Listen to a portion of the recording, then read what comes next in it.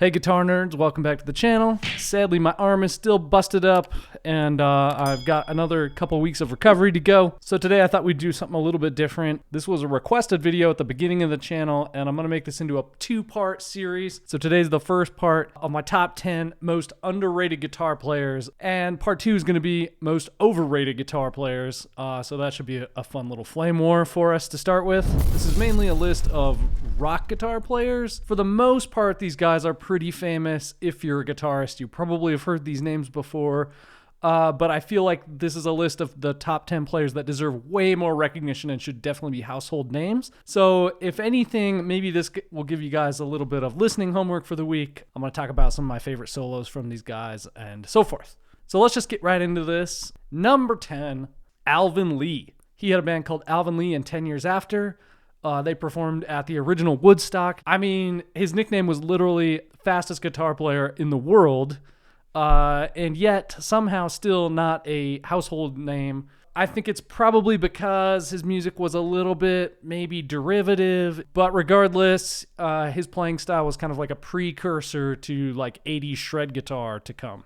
Number 9, Tommy Emmanuel, who's probably the least rock-oriented player on this list. But I think as far as virtuoso guitar players go, he is at the top of that list. He was kind of the heir apparent of Chet Atkins and that sort of style guitar playing. Chet Atkins actually called him one of the only certified guitar players on the planet.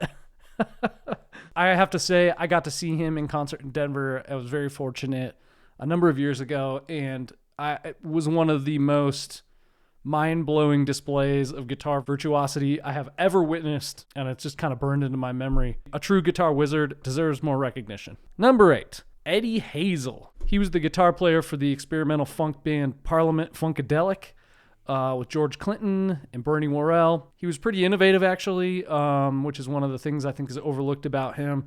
He was messing with effects pedals, trying new guitar amp setups. His guitar playing itself was just incredible, and if there's any doubt, you can go check out his 10-minute long guitar solo on the song Maggot Brain, which is still hailed as maybe one of the greatest improvised solos on any instrument of ever. Just insane. Okay, number 7, Brian May from the band Queen. Truly underrated. Maybe the first person on this list that actually is like recognized as one of the guitar greats, but I think he's perennially ranked way too low. Rolling Stone voted him number 26 greatest guitar player of all time, and Guitar World magazine ranked him number 2 in a reader's poll, but I feel like he was still overshadowed a lot by Freddie Mercury in the band, and many other contemporaries of the time and even today. I feel like he's not as a big of a name in guitar playing as he should be. Number 6, one of my personal favorite guitar players ever, Frank Zappa. He is an objectively better guitar player than almost all rock guitarists. I think his guitar skills specifically are often overlooked and underrated because just the spectacle of the band and the lyrics, but really just a brilliant mind. He's got a whole series of records which would be great to check out if you haven't heard them, called Shut Up and Play Your Guitar, which is just collections of his guitar solos, which were released. He would record almost every concert they ever played. Then he'd go back and chop out his favorite solos, and he would release those as records. Pretty cool. All right, number 5, maybe the most jazz-leaning of anybody on this list, but definitely not a household name unless you're a jazz guitar nerd, is Wayne Krantz. So Wayne Krantz is a guitarist who toured a lot with Steely Dan, and he's a fusion-esque guitar player. He played with Chris Potter Underground, many other famous jazz fusion bands, Billy Cobham. Plays a Stratocaster, plays like definitely rock chop guy, but definitely deserves to be way higher up on the list of greatest guitar players. Check out his solo on the tune Whippersnapper, which is, in my opinion, perhaps the greatest rock guitar solo ever recorded. And someday I actually plan on making a video about that solo. It's like, it's by every criteria, perhaps the greatest solo. So go check that out. That's from the album 2 Drink Minimum. Most epic rock guitar solo of all time. So the order of these last couple was pretty hard. I put number 4 as Steve Cropper. Now, if you're following the channel, you know that I actually made a video about him before. There's a lesson video on some of his top riffs. You can check that out here, or the link's down in the description somewhere. But extremely prolific songwriter, guitarist, engineer, and producer at the legendary Stax Records.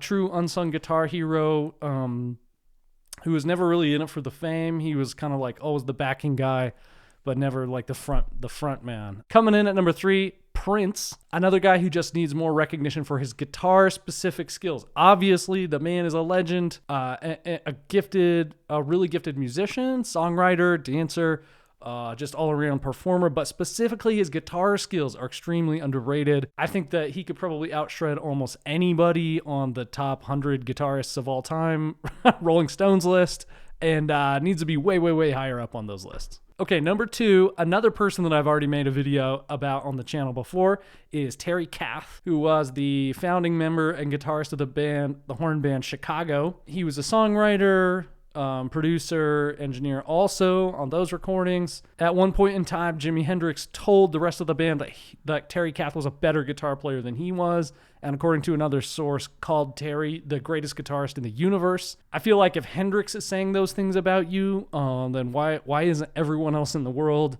turned on to this guy? If you don't know, go check out some of his solos. All right, and then number one on my list of most underrated players all time, hands down, is Jeff Beck. Really considered a true guitarist, considered by many as one of the greatest players of all time, but never really established or maintained any kind of level of commercial success that many of his bandmates and contemporaries did. Kind of sad, really. I mean, his technique was mind-blowing with the whammy bar, the volume swells, and honestly has one of the most musical ears. His phrasing was incredible and deserving more praise and more commercial success as well. My personal favorite is his record Blow by Blow. One time I was driving home from Big Sky, which was like a 4-hour drive from my house, in the middle of the winter during a blizzard, going like 20 miles an hour the entire way on the interstate. And I only had one CD. I listened to Blow by Blow probably like 40 times on the way home. As it took hours and hours, and I finally got home, and the entire record is just seared into my brain. I always think about that drive when I think about Jeff Beck. But there you go. Okay, so that's it. That's my top 10 most underrated players. If there's anybody I missed, please let me know. Drop them down in the comments down below. Please like and subscribe to the channel. Thanks for all the support, and thank you for all the new subscribers. Make sure you guys stay tuned for part 2 of this series, talking about the most overrated guitarists. All right, thanks a bunch, guys. See you in the next video. Peace.